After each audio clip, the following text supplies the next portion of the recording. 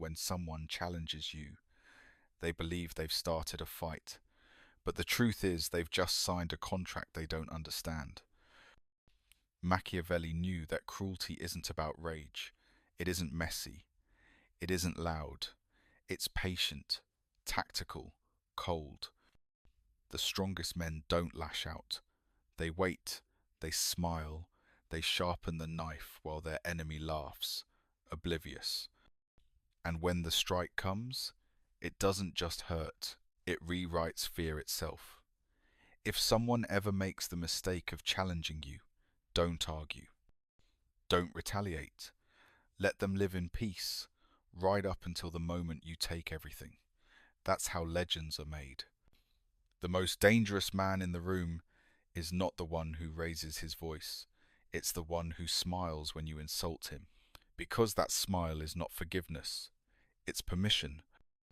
It says, go ahead. Keep talking. Keep underestimating me. You'll feel it later. Machiavelli understood this with terrifying clarity. He believed that cruelty, to be effective, must come after calm. Not in the heat of anger, but in the chill that follows it.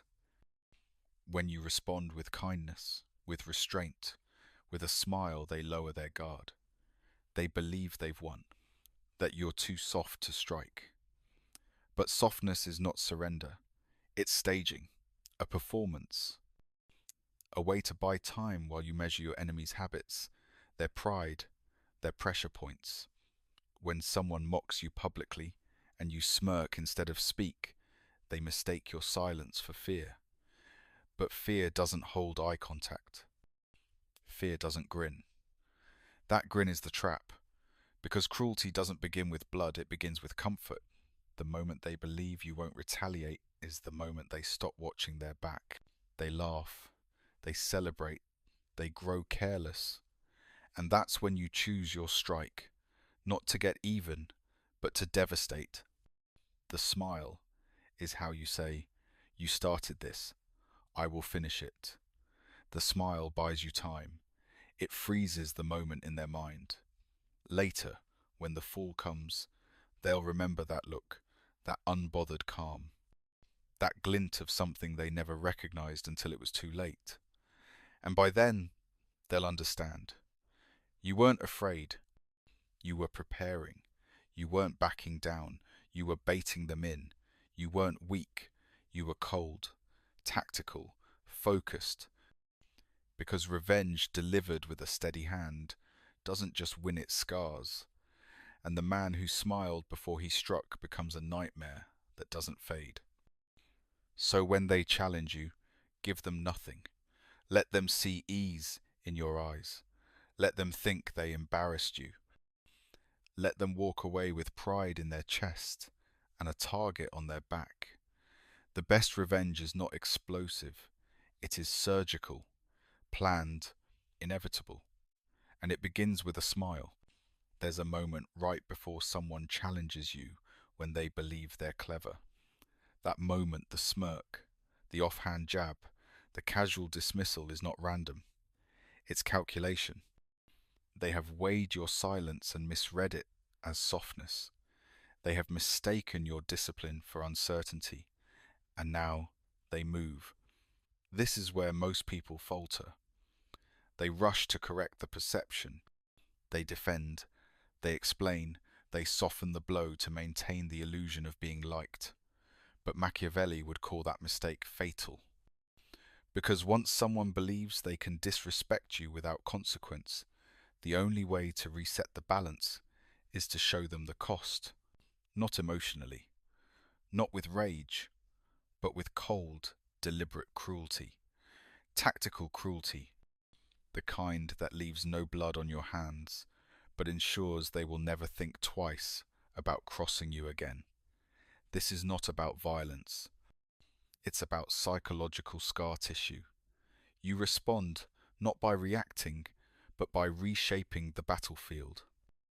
You take what they care about and shift the light until the whole room sees it differently. You do not yell. You isolate.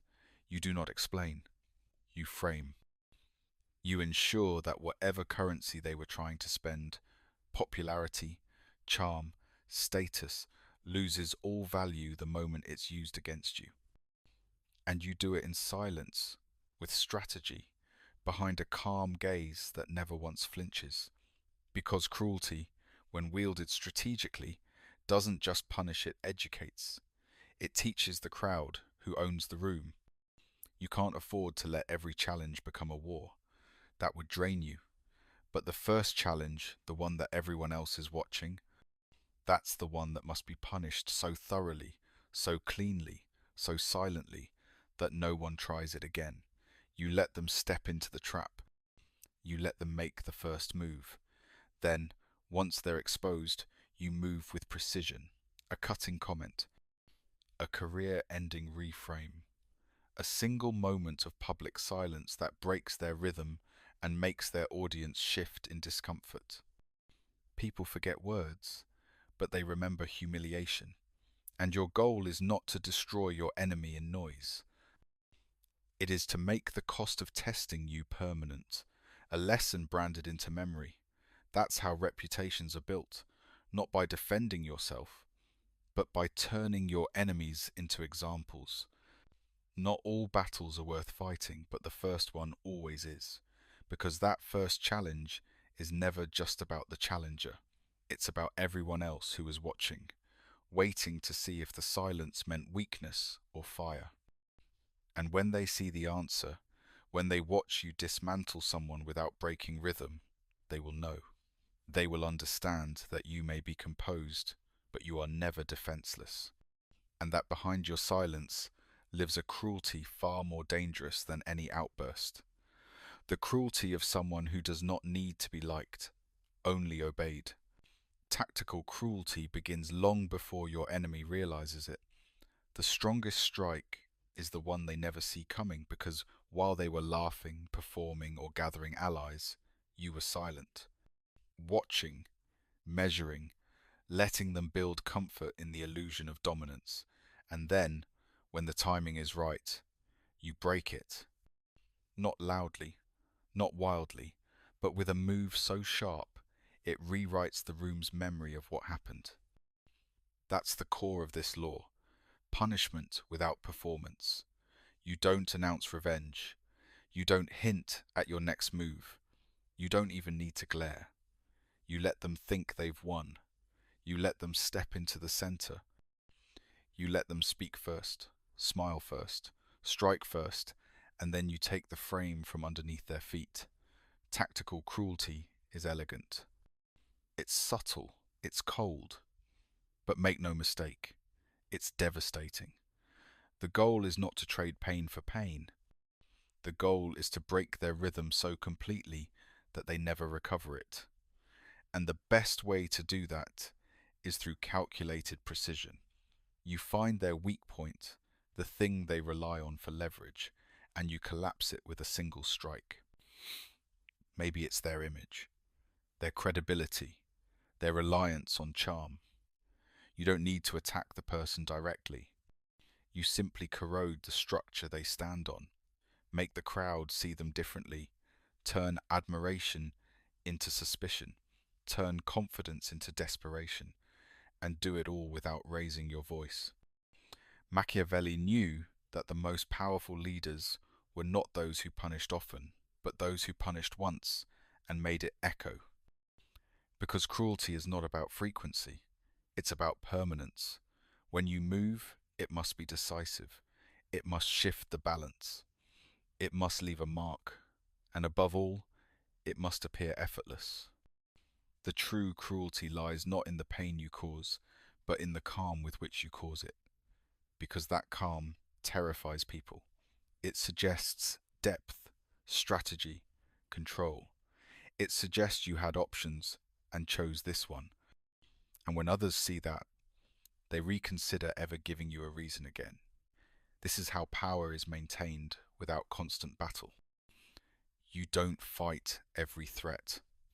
You make one example so unforgettable, so surgically cruel, that no one else volunteers to be next.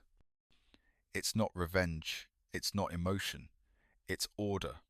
enforced not with rage, but with intelligence. Cold, detached, and devastating. Let them believe the silence means safety. Let them believe you've moved on. Let them get comfortable in their assumption. Then dismantle them so quietly they don't even realize they've been destroyed until the audience has already turned. That's the cruelty Machiavelli understood. The kind that does not seek satisfaction, but establishes a boundary that no one will ever cross again. There's a reason the best tacticians wait. Not because they're afraid, but because timing is the blade that turns a reaction into a reckoning. Most men rush to strike back. They respond instantly, emotionally, loudly trying to reclaim their pride. But Machiavelli would smirk at this, because he knew that real cruelty waits. It studies. It lets the opponent walk deeper into comfort, deeper into arrogance, deeper into exposure.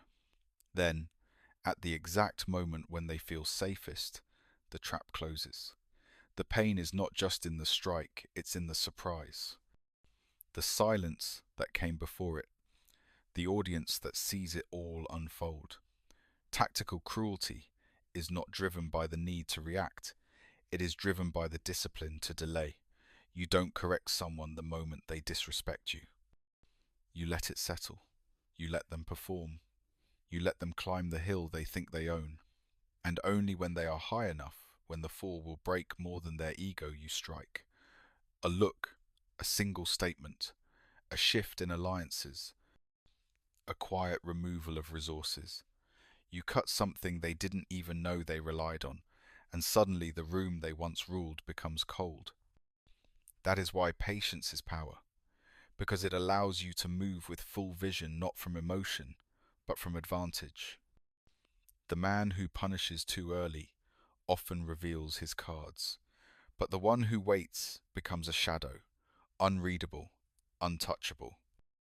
And when he moves, it feels like fate, not retaliation.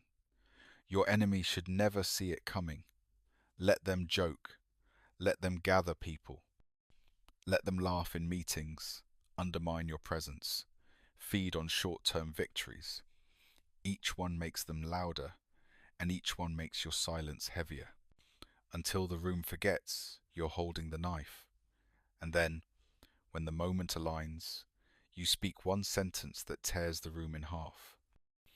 Or you make one move that turns their momentum into exposure, and you do it not with rage, but with rhythm.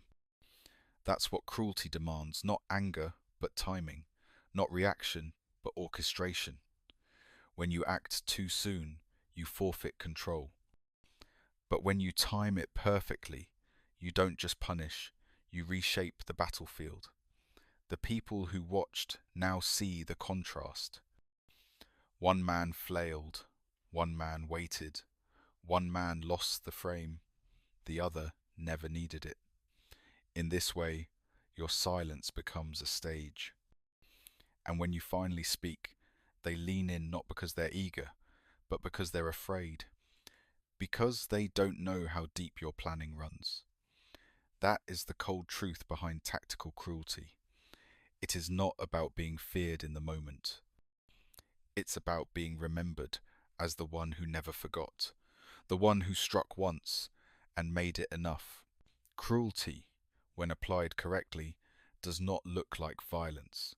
It looks like elegance, because the highest form of punishment is not blood, it is isolation, invisibility, removal from the map without a word. Machiavelli understood this brutal form of power. He didn't believe in messy revenge. He believed in erasure, in denying your enemy even the satisfaction of being acknowledged. That's what most people don't understand when you argue with someone, when you retaliate, when you name them as your target. You give them meaning. You give them a role in your story. But the coldest move is silence paired with deletion. You make them irrelevant. You let them see the light fading, not all at once, but piece by piece. The seat at the table that's no longer saved. The invitation that never arrives.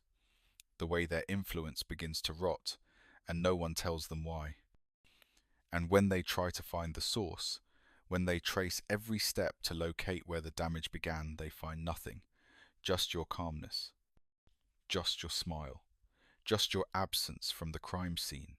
That is tactical cruelty, not just in the act, but in the deniability. You make it look like nature took its course, like the consequences were organic, and everyone watching takes note. Because now your reputation is not just one of power, it's one of mystery. You do not threaten, you do not shout, you remove. And the ones who remain, the ones who feared they might be next, tighten their loyalty. Because no one wants to vanish the way your last opponent did. That's the psychology of erasure. It makes the victim question if they were ever powerful to begin with. It distorts their memory, their identity, their confidence. It makes them doubt the very room they once ruled, because suddenly the room no longer reacts to them. It flattens, it moves on. And the most humiliating part isn't that they were destroyed, it's that no one talks about it. Cruelty at this level is not fire, it is frost.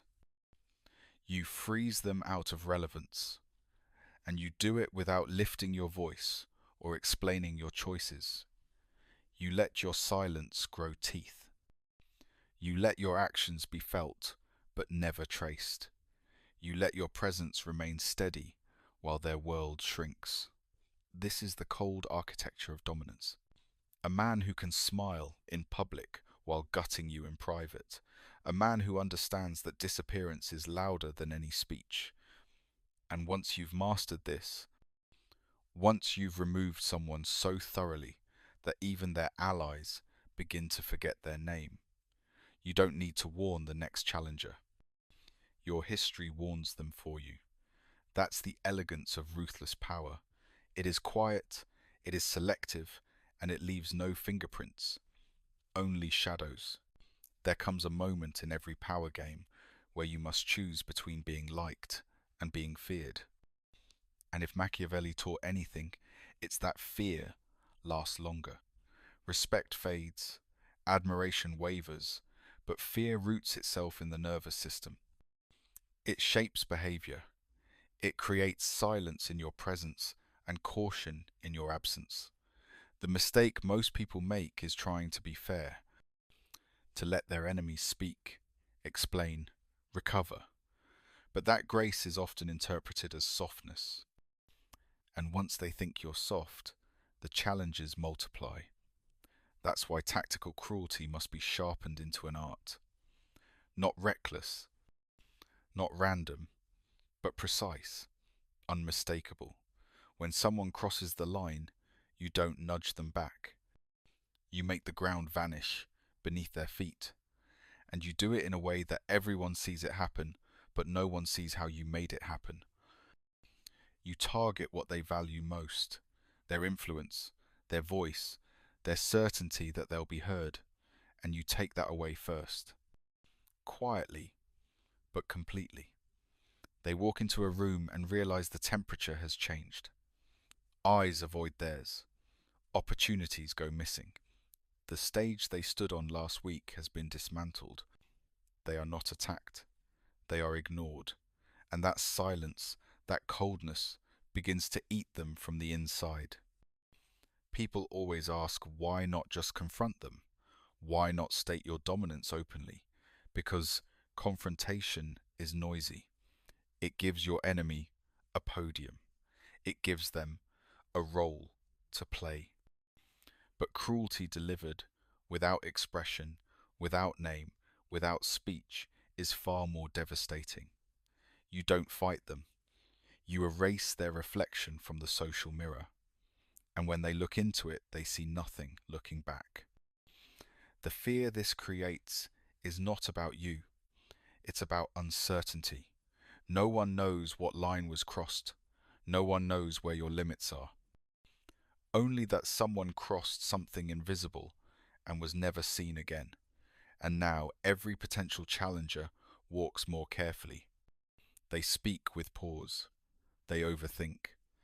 That is what tactical cruelty buys you: space, psychological terrain, time to maneuver while others second guess every move.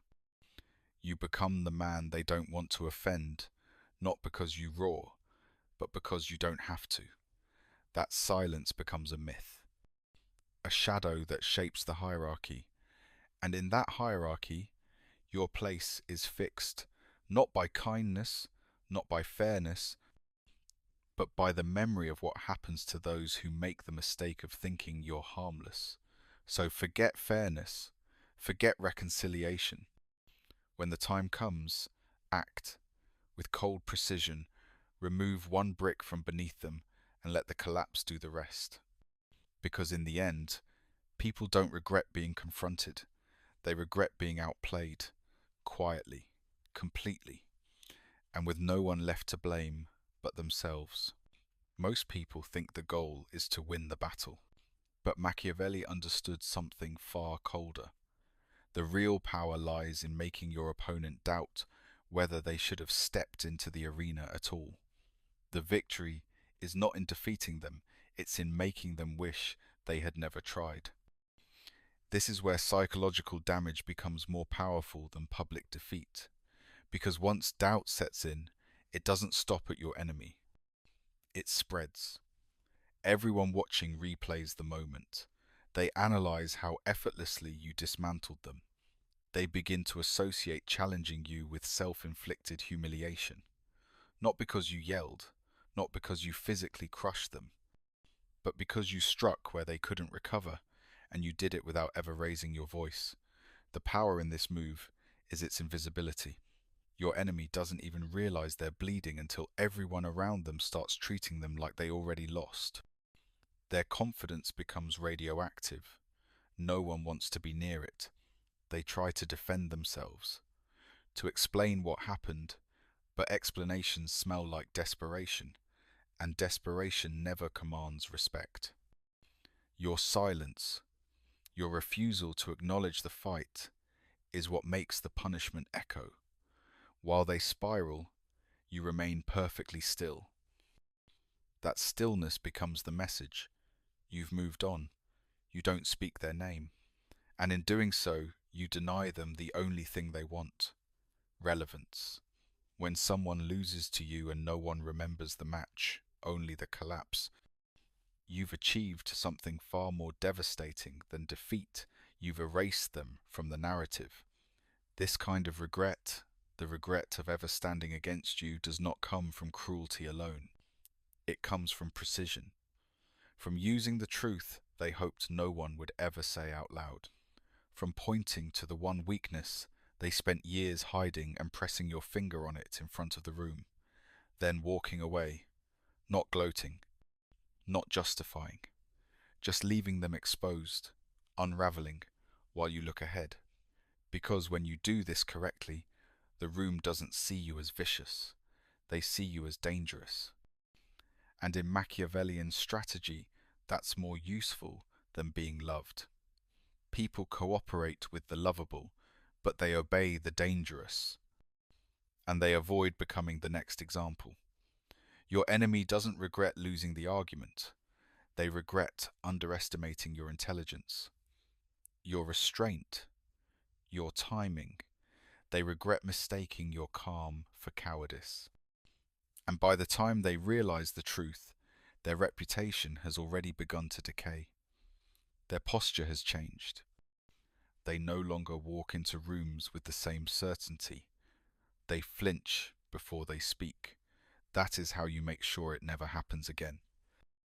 Not just by winning, but by making every witness silently vow, I won't make the same mistake. There is a kind of cruelty that is not loud, not violent, not theatrical, but surgical. And it is that precision that separates the impulsive from the strategic. Machiavelli never admired those who struck first out of anger. He admired those who struck last, when it mattered most. Because true cruelty, the kind that echoes, is not about pain. It's about timing. It's about watching someone bluff, posture, and provoke, and then choosing the exact moment when their guard is down, their confidence high, and their audience watching. That's when you speak, that's when you strike, and that's when the damage isn't just personal, it's public. The goal is not to outmatch them in strength. It's to undo them with a single sentence, a single move that reframes everything they said before as foolish. You don't crush their body, you fracture their image. Because once perception is shattered, it rarely recovers. And the cruelty lies not in what you said, but in what it revealed. This is not revenge, it's architecture. You let them talk. You let them feel like they are winning. You smile, you nod, and you wait. Until they give you everything you need to destroy them in front of the very people they tried to impress. This is the cruelty of elegance, of silence, followed by certainty. And when you finally make your move, it must feel cold, deliberate, inevitable, not loud, not erratic, but final, like a door closing. When you do it well, you don't even need to say much. You just say enough for the others in the room to finish the damage for you. Because what you expose is not just weakness, it's hypocrisy, vanity, insecurity. You make the crowd see what they weren't supposed to.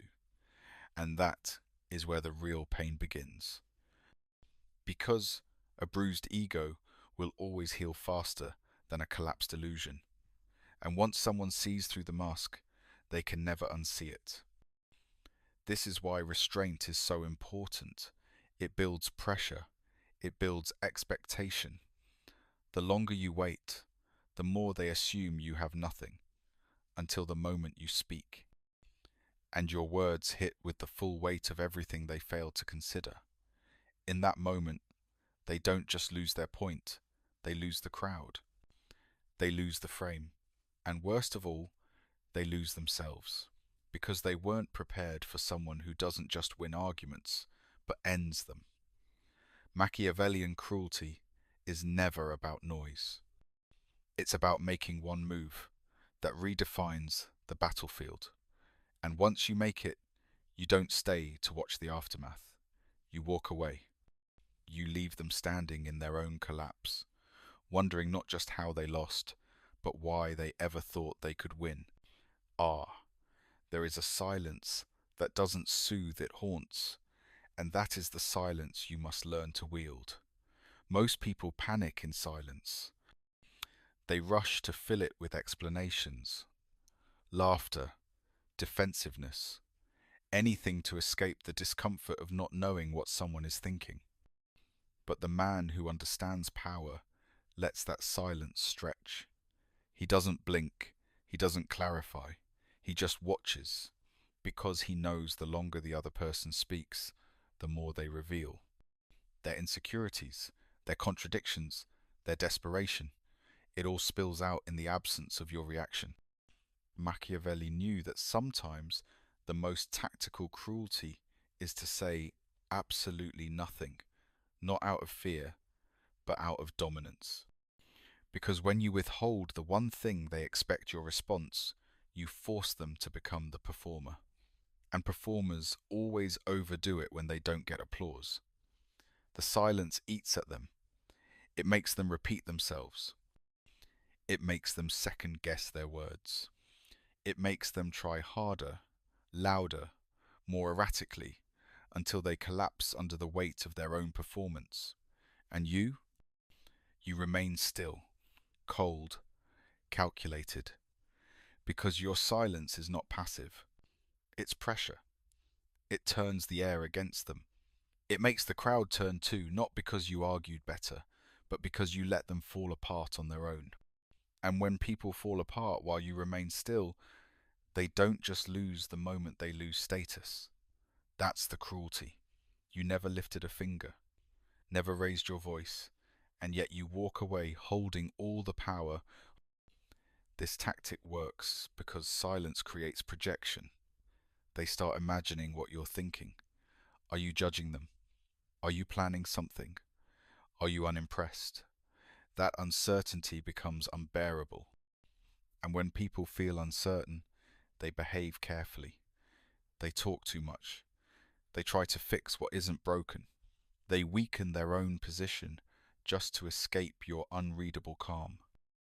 And the more desperate they become for your reaction, the more power you gain by not giving it. This is not silence for the sake of stoicism. It's not about appearing zen. It's about making the other person realize they've lost the ability to affect you. And when someone realizes they cannot provoke, manipulate, or sway you, their entire strategy begins to unravel. Because all emotional games are built on feedback. Remove the feedback, and they are left performing in a void. That void becomes fear, respect, obsession, all born from your refusal to flinch. So the next time someone challenges you, baiting you with loud words or petty attacks, don't respond. Let them run the full script. Let them dig the hole. And then let your silence fill it. Not because you are weak, but because you are watching. Because you are deciding. And because, when you finally do speak, if you choose to at all, it will not be to argue. It will be to end the conversation on your terms. Power doesn't require speed. It requires stillness. The man who panics first always loses. Not because he lacks intelligence, but because he breaks rhythm. He becomes reactive, chaotic, obvious. And in power, nothing is deadlier than being obvious. Machiavelli understood the weapon that most people ignore: time. He knew that the longer you wait, the more your enemies reveal. They show their fear. They make bad moves. They try to force your hand, not realizing that every minute you delay is not hesitation, it's pressure. Most people believe victory comes from quick strikes, but the most brutal wins are slow. They stretch across weeks, months, sometimes years. Because when you stop rushing to respond, and instead learn to watch, to let your silence collect weight, you allow your enemy to exhaust themselves.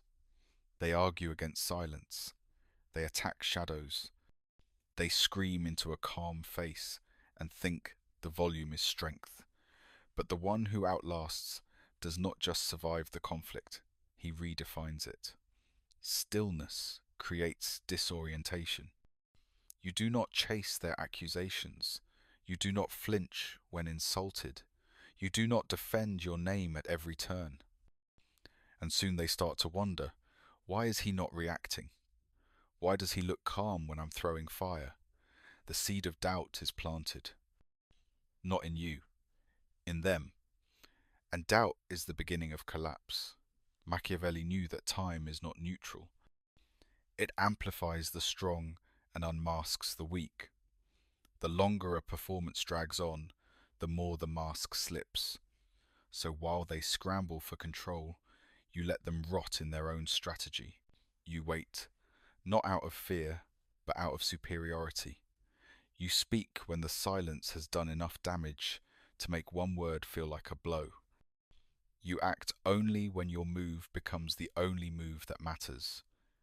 This is tactical cruelty, not through insult or attack, but through patience. You are the storm that never arrives, the sword that never swings, the decision that is never rushed. And because you deny them the rhythm of reaction, they falter. They expect you to strike back, but you let them swing into air. You let them burn through their resources, their credibility, their image. And by the time you make your move, the battlefield is already tilted in your favor. Most men want to win now.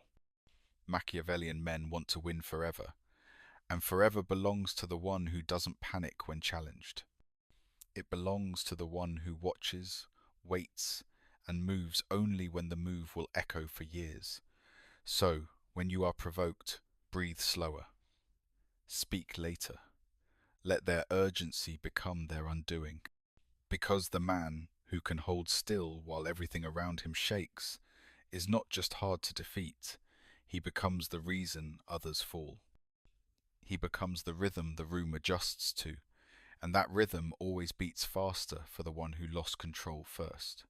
The most dangerous punishments are not the loud ones, they're the ones that echo, the ones that don't just hurt in the moment, but ripple across the victim's reputation, social standing, and self-worth. Machiavelli understood this intimately. If you must punish, he wrote, do it in such a way that you never have to do it again. And the way to ensure that is to make the punishment visible, not through cruelty for cruelty's sake, but through calculated spectacle. You don't just strike the enemy, you show the world what happens when someone crosses the line. Your revenge is not a personal catharsis, it is a public deterrent. Because perception is power, and fear spreads faster when others witness the cost. Think of it like this. When someone attacks you, they think in private terms. They expect a private retaliation, a correction behind closed doors, a subtle pushback. But when you flip the script, when you escalate strategically, when you expose their failure, when you make the whole room see it, you don't just punish the offender. You burn a message into the crowd. This is what happens when you challenge me. That memory doesn't fade. It becomes legend. It becomes the new rule.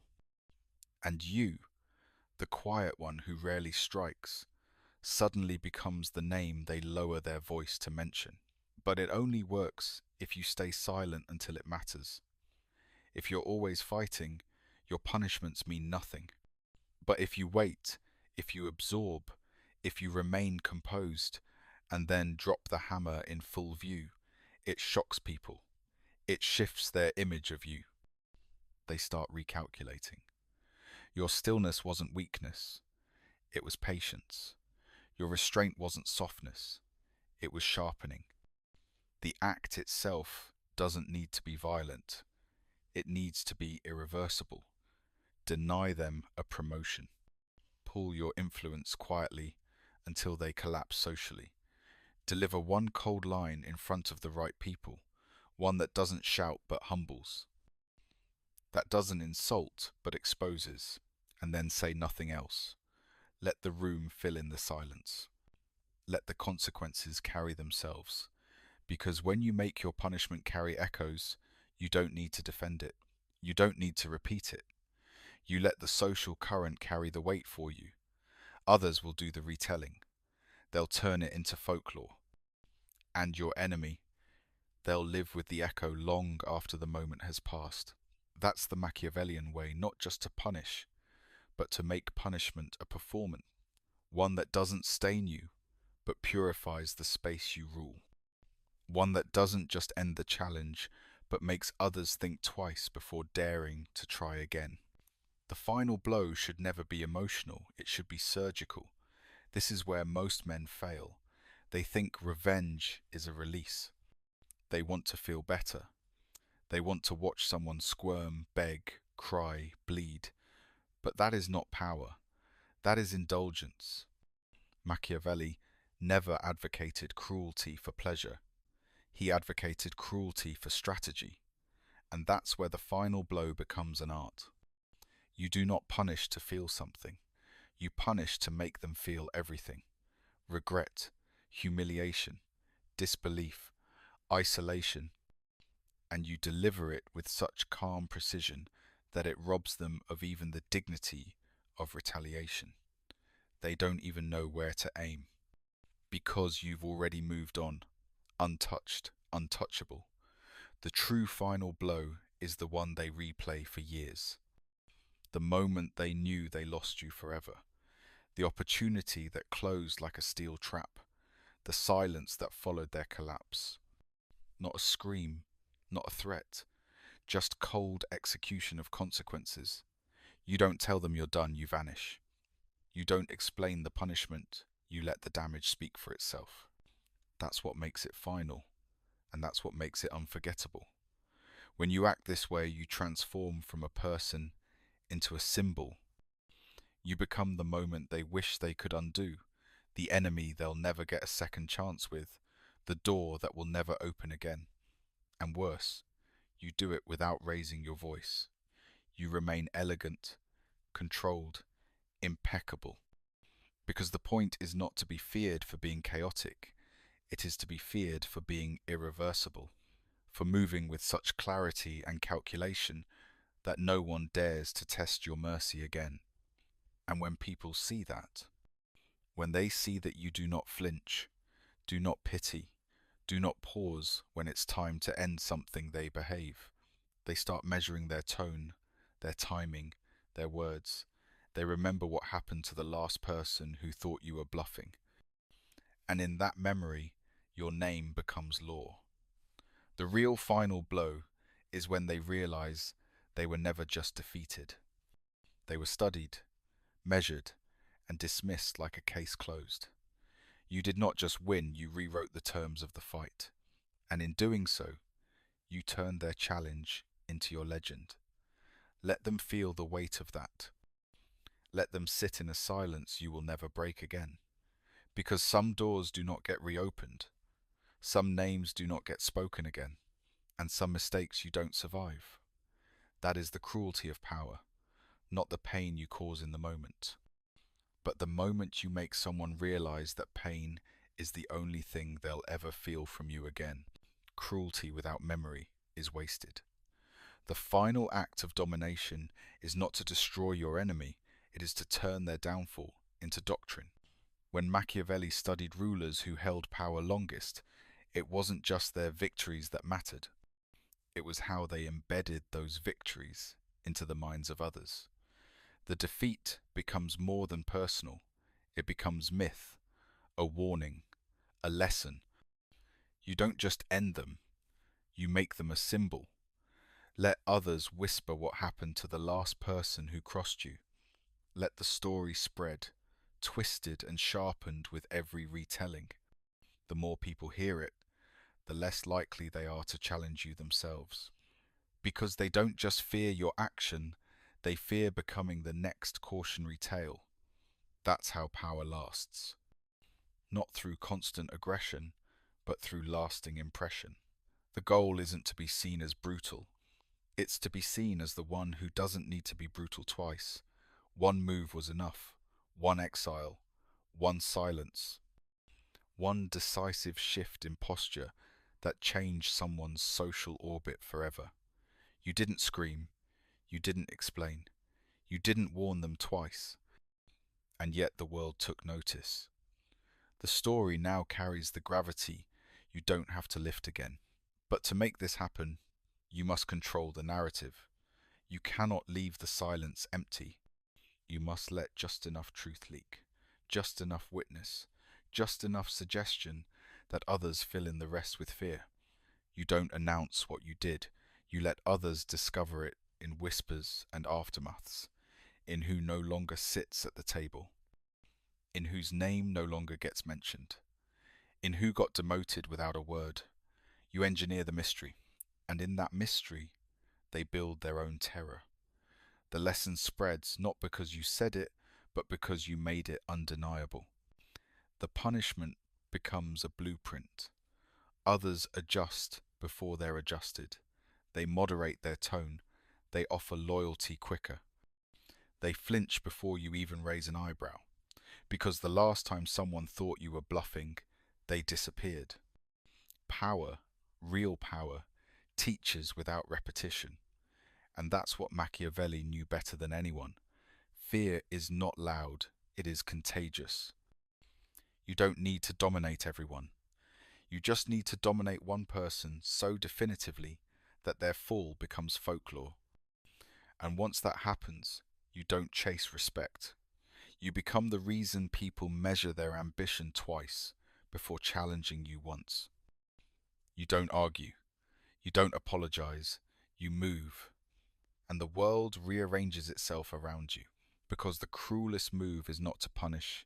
It is to turn punishment into culture, into memory, into an unspoken rule etched into the air wherever you walk. That is the final move of power. That is how regret becomes religion.